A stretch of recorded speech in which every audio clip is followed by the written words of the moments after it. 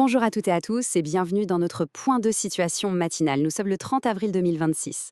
L'actualité au Moyen-Orient est dense, complexe et elle évolue rapidement. Ce matin, l'objectif est simple, prendre du recul. Nous allons examiner les développements des 2 dernières semaines avec la plus grande objectivité en nous appuyant uniquement sur les données brutes du terrain. Pas de spéculation, juste les faits pour comprendre précisément comment l'équilibre géopolitique de la région est en train de se redessiner. Avant de plonger dans le cœur du sujet, un petit mot sur nos outils. Cette synthèse est propulsée par le programme de renseignement en source ouverte de ProWeb AI, baptisé Stylo Intellops, et par sa version grand public, Stylo News. Concrètement, ce système analyse, traduit et recoupe instantanément des centaines de flux d'informations à travers le monde.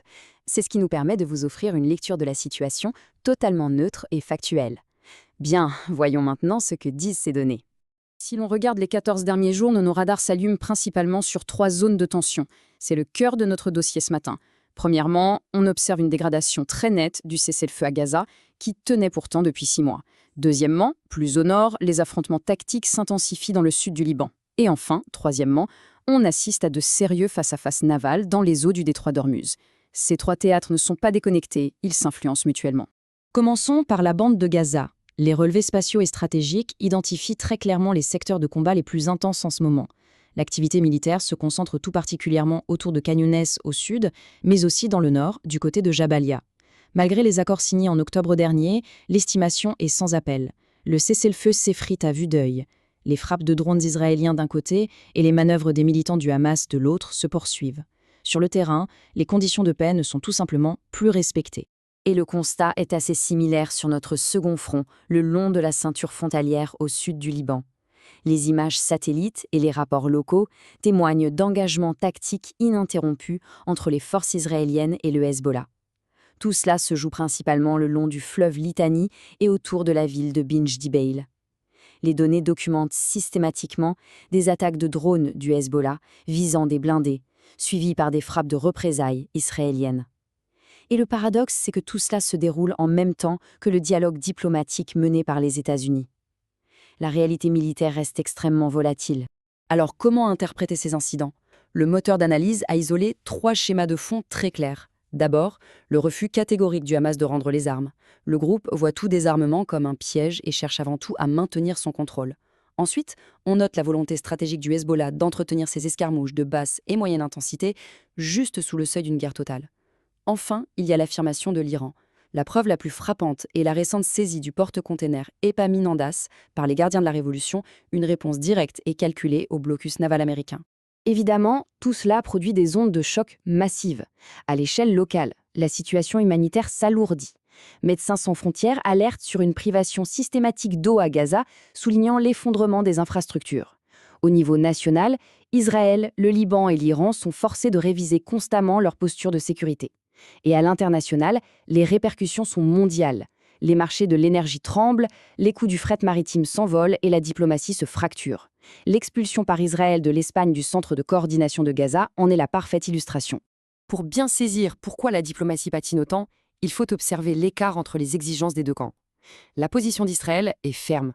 Le désarmement total du Hamas et un contrôle sécuritaire strict sont des préalables non négociables pour éviter toute réorganisation militaire.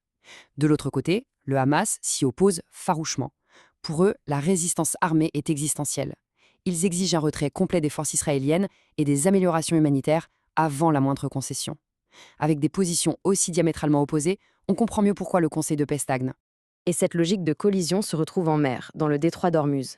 Les États-Unis se préparent à de possibles frappes sur les infrastructures iraniennes avec une priorité absolue, garantir la liberté de navigation et casser toute tentative de blocus.